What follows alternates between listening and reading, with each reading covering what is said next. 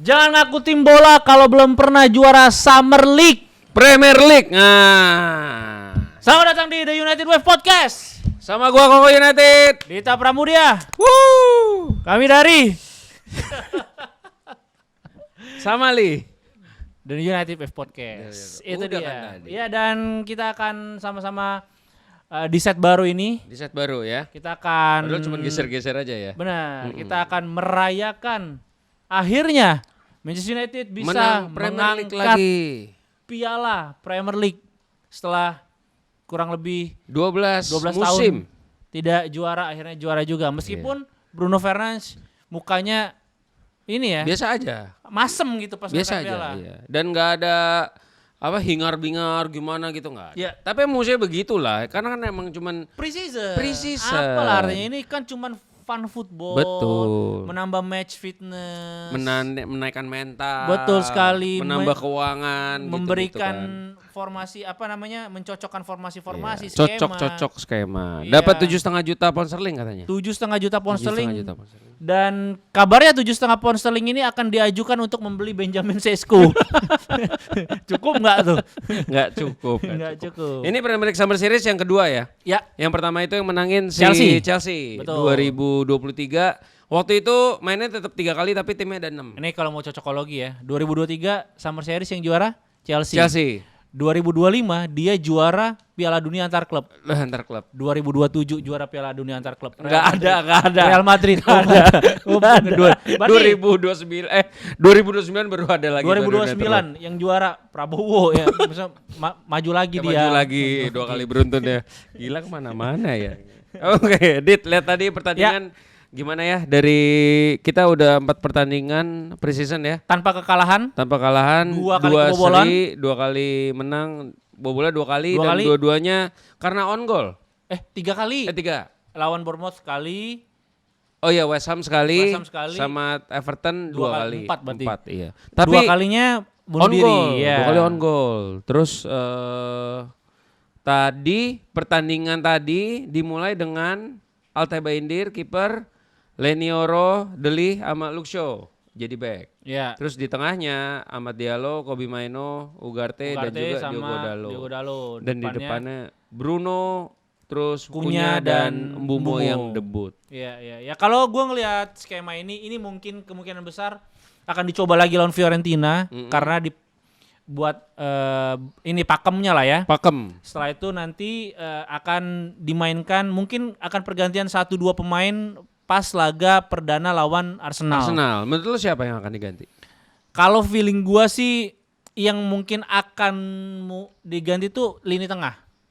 Antara Mainoo, Ugarte, Casemiro itu masih cocok-cocokan tuh. Kalau ini kan Ugarte Mainoo. Iya. Kalau lu lebih setuju siapa? Kalau gua sih Casemiro, Mainoo. Mainoo. Iya. Iya, gue juga setuju kalau Iya. Casemiro sama Mainoo. Iya, Dan iya. sama di back sayap kiri.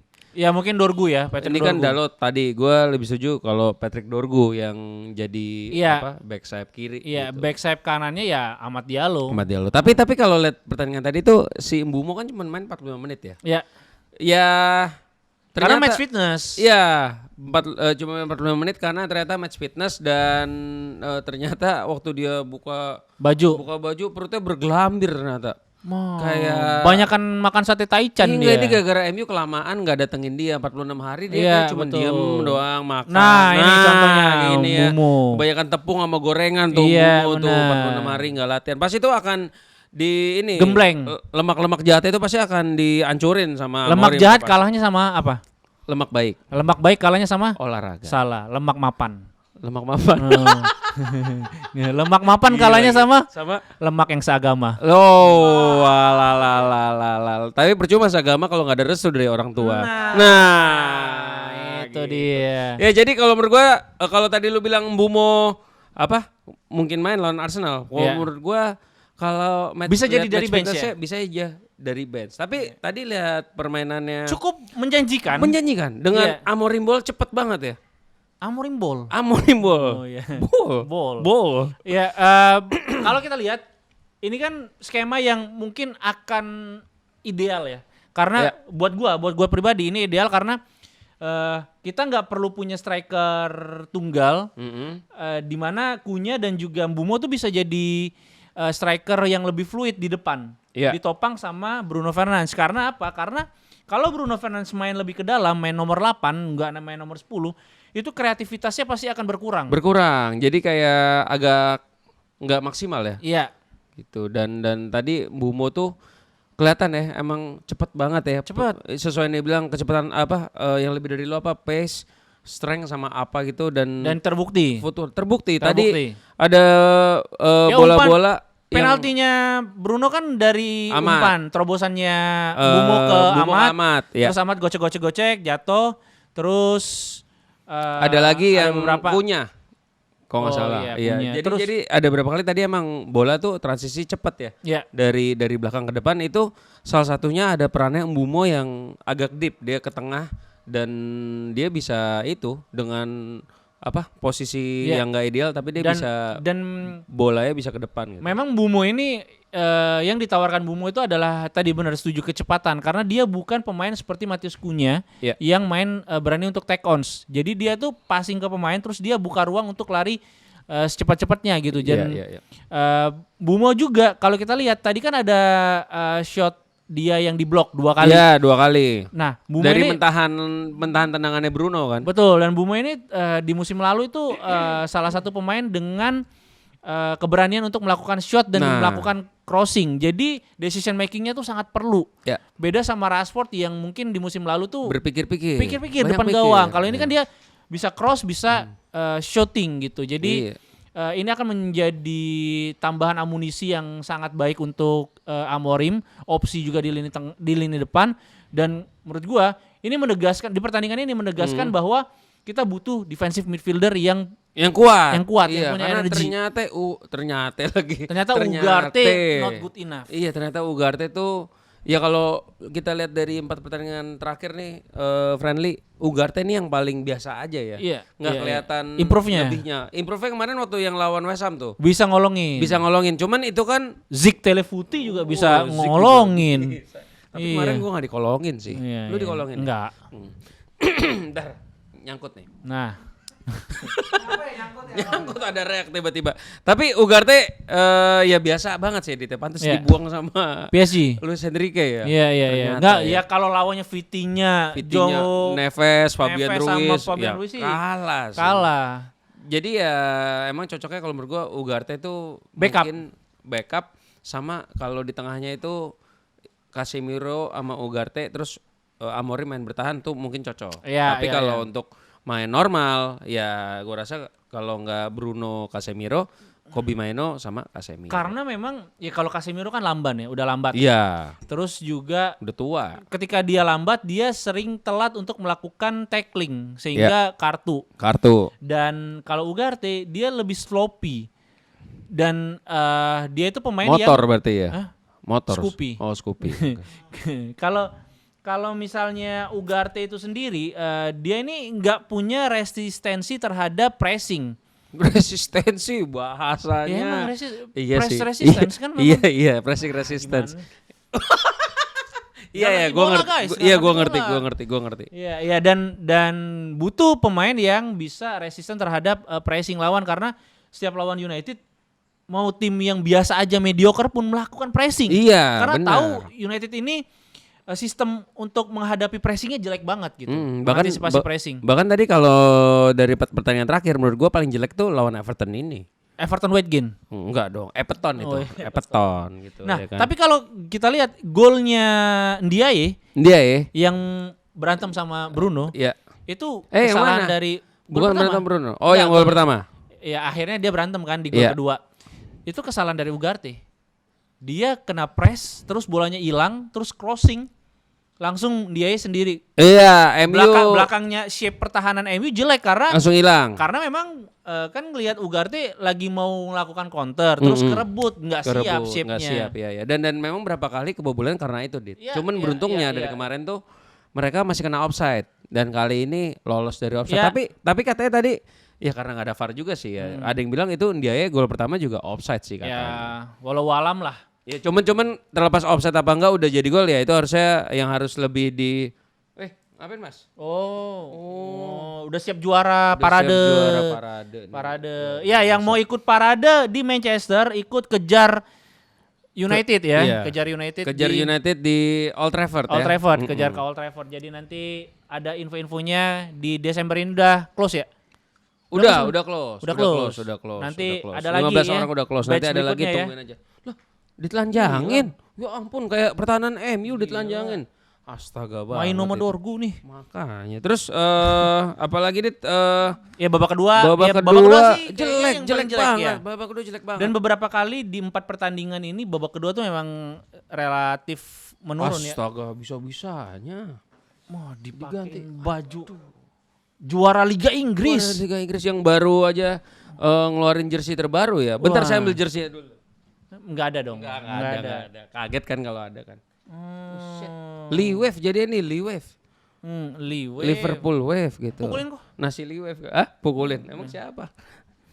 Ya kita lanjut ya, gak usah Gak usah dihiraukan. diwaro, biarin aja lah. Dan di babak kedua memang cenderung menurun di 4 pertandingan terakhir karena memang banyak melakukan pergantian pemain. Tapi di match ini Amorim sudah melakukan pergantian pemain yang masif itu di 60 menit ke atas. 60 menit Artinya ke atas. para pemain sudah siap untuk bermain at least 75 menit. 75 menit. Dan 75 menit itu mereka benar-benar intensitasnya Cukup tinggi beda ya. banget Iya, ya. dibanding musim lalu. Lari melulu loh, Iya. gila sih. Dan- lari melebar. Dan apa yang dikatakan Amorim bahwa kita akan menghadapi musim yang benar-benar excited gitu, ya mudah-mudahan bisa kejadian ya. Bahkan Amorim kemarin tiba-tiba ngomong ya, gua mau bertahan di sini sampai 20 tahun ke depan. Karena ternyata emang karena banyak PR di United, dia butuh waktu 20 tahun mungkin ya. Jangan sampai aja 20 tahun. Ya kita Enggak lihat aja. lah. Ya, Ini di sepak bola modern. sepak bola modern apapun bisa terjadi menurut gua. Ya. Dan kiper gimana Dit? Gua lebih nyaman sama Tom Hinton dibanding Altebaindir, entah kenapa. Ya mau gimana pun tetap Onana akan jadi kiper pertama sih. Iya itu Onana katanya ada bilang kalau gua nggak mau dicadangkan tuh bener apa enggak sih? Ya kalau menurut gue sih nggak akan dicadangin juga, orang kita nggak punya cadangan. Mardel tuh sekarang kenapa jadi ya? fashionista ya. Iya, ternyata kenapa ya dia? Astaga, luar biasa. Iya, ya udah. Terus apalagi belum Sesko masih belum ada berita. Oh, Udahlah. sebelum kita tutup pertandingan dengan line up yang ada, dengan pemain yang ada, line up terbaik untuk lawan Arsenal. Ya masih ada lawan Fiorentina sih. Tapi untuk lawan Arsenal menurut lo, ya. Sekarang ya. Kalau setuju langsung setuju aja ya. Iya, kiper Altebaindir. Hah? Mau siapa lagi? Iya, Hinton lah. Ya bukan menurut gua. Oh ya nanti Oh, ya. iya, siap. Iya, kalian Lu bisa Hinton.